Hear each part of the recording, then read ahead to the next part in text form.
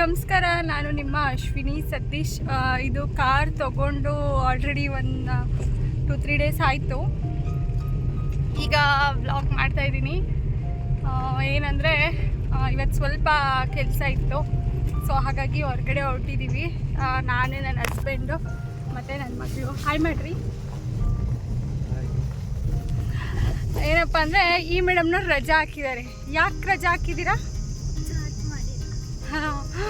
ಇನ್ನೊಂದೇನೆಂದರೆ ನಾವು ಹೊರಗಡೆ ಹೋಗ್ತಾ ಇದ್ದೀವಲ್ವ, ಸೊ ಹಾಗಾಗಿ ನಾವೇನಾದ್ರು ಬರೋದು ಲೇಟ್ ಆಯಿತು ಅಂದರೆ ಅವಳನ್ನ ಕರ್ಕೊಳ್ಳೋದಕ್ಕೆ ಯಾರೂ ಇಲ್ಲ. ಸೇಫ್ಟಿ ರೀಸನ್ಸ್ ಏನು ಮಾಡೋದಕ್ಕಾಗಲ್ಲ. ಇವಾಗ ಇಬ್ಬರು ಹೊರಗಡೆ ಹೋಗಲೇಬೇಕು ಅನ್ನೋ ನೆಸೆಸರಿ ಇದ್ದಾಗ ಈ ಥರ ಆಗುತ್ತೆ, ರಜಾ ಹಾಕ್ಸ್ಲೇಬೇಕು.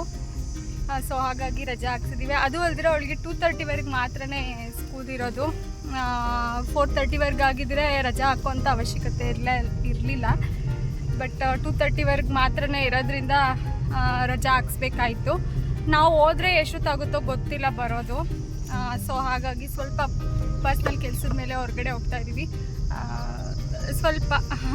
ಸ್ವಲ್ಪ ದೂರನೇ ಲಾಂಗಾಗಿ ಹೋಗ್ತಾ ಇದ್ದೀವಿ ಅಂತಲೇ ಹೇಳ್ಬೋದು. ಸೊ ಹಾಗಾಗಿ ಇನ್ನೊಂದೇನೆಂದರೆ ಅವರಿಬ್ಬರದ್ದು ತಿಂಡಿ ಆಯಿತು, ನಂದು ತಿಂಡಿ ಎಲ್ಲ ಆಗಿಲ್ಲ. ಸೊ ಲಂಚು ಪ್ಯಾಕ್ ಮಾಡ್ಕೊಬಂದಿದ್ದೀನಿ. ನಮ್ಮ ಮನೆಯವರೇ ದೇವ್ರ ಪೂಜೆ ಎಲ್ಲ ಮಾಡಿ ಮುಗಿಸಿದ್ರು. ಬಟ್ ಮನೆ ಕೆಲಸ ಎಲ್ಲ ಏನೂ ಆಗಿಲ್ಲ. ಜಸ್ಟ್ ಬರೀ ದೇವ್ರ ಮನೆ ಕ್ಲೀನ್ ಮಾಡಿಕೊಂಡು ಬಾಗಿಲು ಮಾತ್ರ ಬೆಳಿಗ್ಗೆನೇ ತೊಳೆದಿದ್ದೆ. ಸೊ ಹಾಗಾಗಿ ದೇವ್ರ ಪೂಜೆ ಮಾಡಿ ಬಂದಿದ್ದಾರೆ. ಇನ್ನೂ ಕಸ ಗುಡಿಸಿಲ್ಲ, ಮನೆ ಒರೆಸಿಲ್ಲ. ಇವತ್ತು ಏನು ಮಾಡೋಕ್ಕಾಗಲ್ಲ. ಸಮ್ಟೈಮ್ಸ್ ಈ ಥರನೂ ಆಗುತ್ತೆ. ನನಗೇನಂದರೆ ಪೂಜೆ ಅಂದರೆ ನೀಟಾಗಿ ಕಸ ಗುಡಿಸಿ ಮನೆ ಒರೆಸಿ ನೀಟಾಗಿ ಮಾಡಬೇಕು. ಬಟ್ ಆಗಲಿಲ್ಲ ಇವತ್ತು. ಏನು ಮಾಡೋದಕ್ಕಾಗಲ್ಲ. ಬನ್ನಿ ಇವಾಗ ಹೊರಗಡೆ ಹೋಗೋದಕ್ಕೆ ಶುರು ಮಾಡಿದ್ದೀನಿ. ಇವತ್ತು ವ್ಲಾಗ್ ಅಂತೂ ಶುರು ಮಾಡಿದ್ದೀನಿ. ಹೇಗೆ ಹೋಗುತ್ತೆ, ಏನು ಪ್ಲ್ಯಾನ್ ಅನ್ನೋದು ಗೊತ್ತಿಲ್ಲ. ನೋಡೋಣ. ಓಕೆನಾ? ಆನ್ ದ ವೇ ಹೋಗ್ತಾ ವ್ಲಾಗ್ನ ಕಂಟಿನ್ಯೂ ಮಾಡ್ತೀನಿ. ಬನ್ನಿ. ಮೊದಲೇ ಹೇಳಿದಾಗೆ ಅವರಿಬ್ಬರು ತಿಂಡಿ ಮಾಡ್ಕೊಬಂದಿದ್ರು, ಬಟ್ ನಾನು ತಿಂಡಿ ಮಾಡಿರಲಿಲ್ಲ. ಸೊ ಹಾಗಾಗಿ ಇಲ್ಲಿ ನಾನಿವಾಗ ತಿಂತಾಯಿದ್ದೀನಿ. ಹಾಗೆ ನನ್ನ ಮಗಳಿಗೆ ತೋರಿಸು ತಿಂಡಿನ ಅಂತ ಹೇಳ್ತಾಯಿದ್ದೀನಿ. ಇಲ್ಲಿ ಬಂದು ಕಾಬೂಲ್ ಕಡಲೆನ ನಾನು ನೆನೆಸಿದ್ದೆ, ಅದನ್ನೇ ಹಾಕಿ ಸ್ವಲ್ಪ ಅಂದರೆ ಮಸಾಲೆ ಎಲ್ಲ ಏನೂ ರುಬ್ಬಿರಲಿಲ್ಲ. ಟೊಮೆಟೊ ಬಾತ್ ಥರನೇ ಸ್ವಲ್ಪ ಕಾಳು ಹಾಕಿ ಮಾಡಿದ್ದೆ. ನಂತರ ಇಲ್ಲಿ ತಲೆಗೆ ಸ್ನಾನ ಮಾಡಿದ್ದೆ. ನಾನು ಕೂದಲು ಕೂಡ ಒಣಗಿರಲಿಲ್ಲ, ಸುಮ್ಮನೆ ಹಾಗೆ ಕ್ಲಿಪ್ ಹಾಕ್ಕೊಬಂದಿದ್ದೆ. ಇನ್ನು ಹೊರಗಡೆ ಹೋಗ್ತಾಯಿದ್ದೀನಲ್ವ, ಸೊ ಹಾಗಾಗಿ ಸರಿ ಆಯಿತು, ಕಾರಲ್ಲೇ ರೆಡಿ ಆಗೋಣ. ನಮ್ಮ ಮನೆಯವ್ರು ತುಂಬ ಲೇಟ್ ಆಯಿತು, ತುಂಬ ಲೇಟ್ ಮಾಡ್ತಿದ್ಯಾ ಅಂತ ಇದು ಮಾಡ್ತಾಯಿದ್ರ.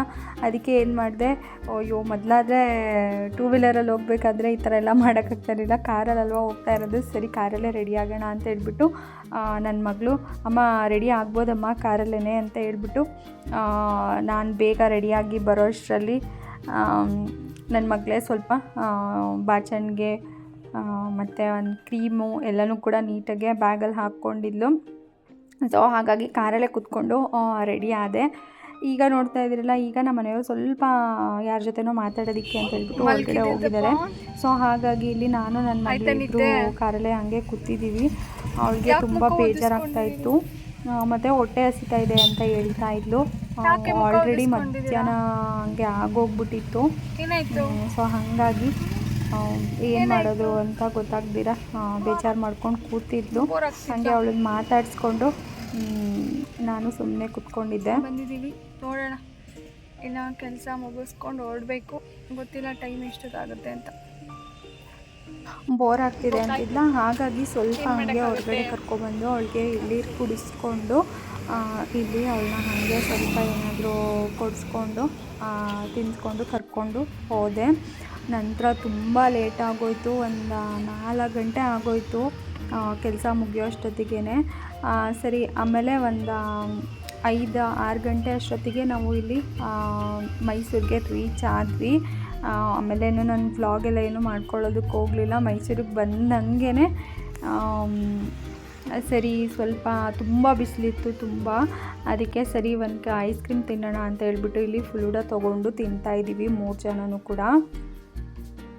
ನಾವಿಲ್ಲಿ ರೆಗ್ಯುಲರಾಗೆ ಇಲ್ಲೇ ತಿನ್ನೋದು, ಇಲ್ಲಿ ವಿವೇಕಾನಂದ ಸರ್ಕಲ್ ಹತ್ರನೇ ನಾವು ಇಲ್ಲಿ ತಿನ್ನೋದು. ಸರಿ ಹಾಗೆ ತಿನ್ಕೊಂಡು ನಂತರ ನಾವು ಮನೆಗೆ ಹೋದ್ವಿ.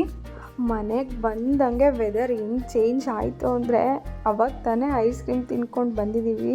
ಅರ್ಧ ಗಂಟೆ ಆಗಿದೆ. ಇಮ್ಮಿಡಿಯೇಟ್ ಆಗಲೇ ಮಳೆ ಶುರು ಆಗೋಯ್ತು ಜೋರಾಗೆ.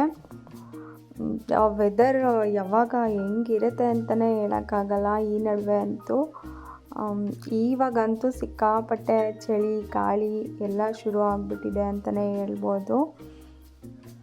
ನೋಡ್ತಾ ಇದ್ದೀರಲ್ಲ, ಇವಾಗ ಮನೆ ಕಡೆ ಹೊರಡ್ತಾ ಇದ್ದೀನಿ. ನಂತರ ನನ್ನ ಫೋನ್ ಬೇರೆ ಸ್ವಿಚ್ ಆಫ್ ಆಗಿದ್ದರಿಂದ ನಾನೇನು ವ್ಲಾಗ್ನ ಕಂಟಿನ್ಯೂ ಮಾಡೋಕ್ಕೆ ಆಗಲಿಲ್ಲ. ಹಾಯ್, ನಿನ್ನೆ ಸಂಜೆ ಬಂದಿದ್ದೆ 5:30 6 ಗಂಟೆ ಆಗೋಯ್ತು. ಸೊ ಬ್ಲಾಗೆಲ್ಲ ಏನು ಕಂಟಿನ್ಯೂ ಮಾಡೋಕ್ಕೆ ಹೋಗಲಿಲ್ಲ. ಏನಂದರೆ ಬರ್ತಾನೆ ಫೋನ್ ಚಾರ್ಜ್ ಖಾಲಿಯಾಗಿ ಸ್ವಿಚ್ ಆಫ್ ಆಗೋಗಿತ್ತು. ಹಾಗೆ ಮನೇಲಿ ಬಂದು ನೋಡಿದ್ರೆ ಕರೆಂಟ್ ಇರಲಿಲ್ಲ, ಮತ್ತು ಮಳೆನೂ ಶುರು ಆಗೋಯ್ತು. ಸೊ ಹಾಗಾಗಿ ಸ್ವಲ್ಪ ಟೀ ಮಾಡಿಕೊಂಡು ಬೋಟ ಎಲ್ಲ ಮಾಡ್ಕೊಂಡು ತಿಂದ್ವಿ. ಬಟ್ ಅದೆಲ್ಲ ಬ್ಲಾಗೆಲ್ಲ ಮಾಡ್ಕೊಳ್ಳೋದಕ್ಕೆ ಫೋನ್ ಚಾರ್ಜ್ ಇರಲಿಲ್ಲ. ಸೊ ಹಾಗಾಗಿ ನೆನ್ನೆ ಏನೋ ಬ್ಲಾಗ್ ಕಂಟಿನ್ಯೂ ಮಾಡೋಕ್ಕೆ ಹೋಗಲಿಲ್ಲ. ಇವಾಗ ಬ್ಲಾಗ್ನ ಕಂಟಿನ್ಯೂ ಮಾಡ್ತಾ ಇದ್ದೀನಿ. ಬಂತು ಆಮೇಲೆ ಕರೆಂಟು, ಬಟ್ ನನಗೆ ಬ್ಲಾಗ್ ಮಾಡೋ ಅಷ್ಟು ಇಂಟ್ರೆಸ್ಟ್ ಇರಲಿಲ್ಲ. ಸ್ವಲ್ಪ ಮನೇಲಿ ಹೇಳಿದ್ನಲ್ಲ, ನೆನ್ನೆ ಅಷ್ಟೊಂದು ಕೆಲಸ ಎಲ್ಲ ಏನು ಮುಗ್ದಿರಲಿಲ್ಲ. ಹಾಗಾಗಿ ನೆನ್ನೆ ಬ್ಲಾಗೆಲ್ಲ ಏನು ಕಂಟಿನ್ಯೂ ಮಾಡಲಿಲ್ಲ. ಬನ್ನಿ, ಇವಾಗ ಬೆಳಗ್ಗೆನೇ ಇವಾಗ ನನ್ನ ಮಗಳು ರೆಡಿ ಆಗ್ತಾ ಇದ್ದಾಳೆ, ಬ್ರೇಕ್ಫಾಸ್ಟ್ ಮಾಡಬೇಕು. ಸೊ ಹಾಗಾಗಿ ಬೆಳಗ್ಗೆ ಬೇಗ ಆಗಲಿ ಅನ್ನೋ ಕಾರಣಕ್ಕೋಸ್ಕರ ಅಕ್ಕಿ ಮತ್ತು ಹೆಸ್ರು ಕಾಳನ್ನ ಸ್ವಲ್ಪ ನೆನೆಸಿಟ್ಟಿದ್ದೆ. ಅದಕ್ಕೆ ಇವಾಗ ಸ್ವಲ್ಪ ಹಸಿಮೆಣಸಿನ್ಕಾಯಿ ಮತ್ತು ಇಲ್ಲಿ ಇದು ಹಾಕ್ಕೊಂಡಿದ್ದೀನಿ, ಶುಂಠಿ. ಸೊ ಇವಾಗ ಸ್ವಲ್ಪ ಉಪ್ಪು ಹಾಕ್ಕೊಂಡು ಕೊಡೋಣ ಇದನ್ನು. ಬರಲಿಲ್ವಾರು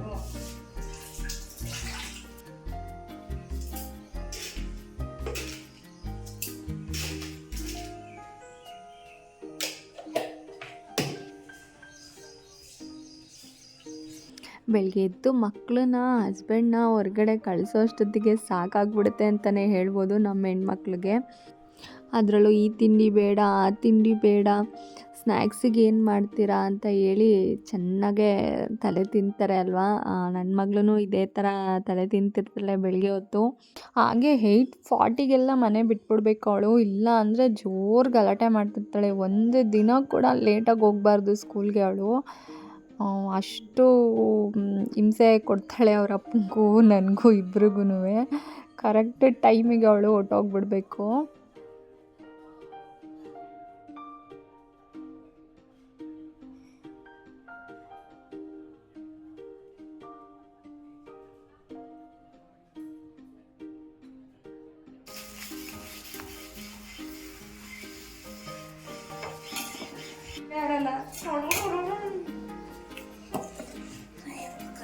ನೀ ತಿಂತೀಯಮ್ಮ?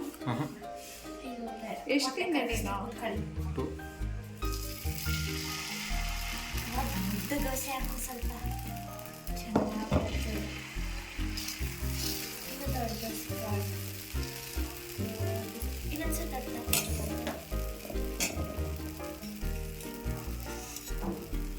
ನೋಡಿ ದೋಸೆ ಕಲ್ತ್ಕೊಳ್ತೀನಿ ನೋಡಿ. ಇಷ್ಟು ಈಸಿ. ನೀನು ಒಳ್ಳೆ ಏನಪ್ಪ ಅದು ಒಳ್ಳೆ ಒಬ್ಬಟ್ಟು ದೋಸೆ ಏನಿಲ್ಲ, ಬರುತ್ತೆ. ಯಾಕೆ ದೋಸೆ ಹಾಕಕ್ಕೆ ಬರ್ತೀರ? ಏನಿಲ್ಲ. ನಾಟಕನ ದೊಡ್ಡ ನಾಟಕದ ಮೇಲೆ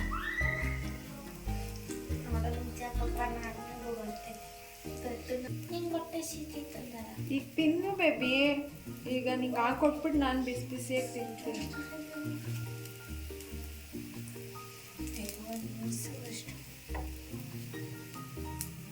ಬಿಡು ಸಾಕು, ಅಳ್ಳಾಡ್ಸೋದಕ್ಕೆ ದೇವ್ರೇ. ನನಗೆ ವಿಡಿಯೋ ಎಡಿಟಿಂಗ್ ಮಾಡಿ ಥರ ನಮ್ಮ ಮನೇಲಂತೂ 2 ದೋಸೆ ಹಾಕ್ಕೊಂಡು ತಿಂದರೆ ಸಾಕು, ಹೊಟ್ಟೆ ತುಂಬೋಗ್ಬಿಡುತ್ತೆ ಅಂತಲೇ ಹೇಳ್ಬೋದು. ತುಂಬ ರುಚಿಯಾಗೂ ಕೂಡ ಇರುತ್ತೆ. ಚಳಿಗೆ ಬಿಸಿ ಬಿಸಿಯಾಗಿ ಹಾಕ್ಕೊಂಡು ತಿಂದ್ರಂತೂ ತುಂಬ ಚೆನ್ನಾಗಿರುತ್ತೆ. ಬೆಳಿಗ್ಗೆ ಹೊತ್ತು ನಮ್ಮ ಮನೇಲಿ ಹೆವಿಯಾಗಿ ತಿನ್ನೋದಿಲ್ಲ, ಹಾಗಾಗಿ ಹೇಳಿದೆ. ಹಾಗೆ ನಮ್ಮ ಮನೇಲಿ ವೀಡಿಯೋ ಎಲ್ಲ ಮಾಡಬೇಕಾದ್ರೆ ಬ್ಯಾಕ್ಗ್ರೌಂಡಲ್ಲಿ ಯಾವ ಥರ ಮಾತಾಡ್ತಿರ್ತೀವಿ ಅಂತ ಕೇಳಿಸ್ಕೊಂಡ್ರಲ್ಲ, ನಾನು ಸ್ವಲ್ಪ ರೇಗಾಡ್ತಿರ್ತೀನಿ. ನನ್ನ ಹಸ್ಬೆಂಡು ಅಷ್ಟೇ, ಅವರು ಕೂಡ ಸ್ವಲ್ಪ ಹಂಗೆ ಹಿಂಗೆ ರೇಗಾಡ್ತಿರ್ತಾರೆ. ನನ್ನ ಮಗಳು ಮಾತ್ರ ಕಾಮಿಡಿ ಮಾಡ್ತಿರ್ತಾಳೆ. ನಮ್ಮ ಮನೇಲಿ ಈ ರೀತಿ ನಡೀತಾ ಇರುತ್ತೆ. ನಿಮಗೂ ಕೂಡ ಸ್ವಲ್ಪ ಇಷ್ಟ ಆಗುತ್ತೆ ಈ ರೀತಿ ರಿಯಲ್ ಆಗಿರೋ ಅಂತ ಒಂದಷ್ಟು ಕಾನ್ವರ್ಸೇಷನ್ ಅಂತ ಹೇಳ್ಬಿಟ್ಟು ಅದನ್ನು ಹಾಗೆ ಆ್ಯಡ್ ಮಾಡಿದೆ. ನೋಡಿದ್ರಲ್ಲ, ಇದು 2 ದಿನದ ವ್ಲಾಗ್ ಆಗಿತ್ತು. ನಿಮ್ಮೆಲ್ಲರಿಗೂ ಕೂಡ ಈ ವ್ಲಾಗ್ ಇಷ್ಟ ಆಗಿರುತ್ತೆ ಅಂತಲೇ ಭಾವಿಸ್ತೀನಿ. ನಿಮ್ಗೇನಾದ್ರು ಈ ವಿಡಿಯೋಸ್ ಎಲ್ಲ ಇಷ್ಟ ಆಗಿದ್ರೆ ಪ್ಲೀಸ್ ಒಂದೇ ಒಂದು ಲೈಕ್ ಮಾಡಿ. ಹಾಗೆ ಇನ್ನು ಯಾರೆಲ್ಲ ನನ್ನ ಚಾನಲ್ನ ಸಬ್ಸ್ಕ್ರೈಬ್ ಮಾಡ್ದಿರ ನೋಡ್ತಾ ಇದ್ದೀರಾ, ಪ್ಲೀಸ್ ಬೇಗ ನನ್ನ ಚಾನಲ್ನ ಸಬ್ಸ್ಕ್ರೈಬ್ ಮಾಡ್ಕೊಳ್ಳಿ. ಮತ್ತು ನಾನು ನಿಮಗೆ ಇನ್ನೊಂದು ಹೊಸ ವ್ಲಾಗ್ ಜೊತೆ ಸಿಗ್ತೀನಿ. ಅಲ್ಲಿವರೆಗೂ ಟೇಕ್ ಕೇರ್, ಬಾಯ್ ಬಾಯ್.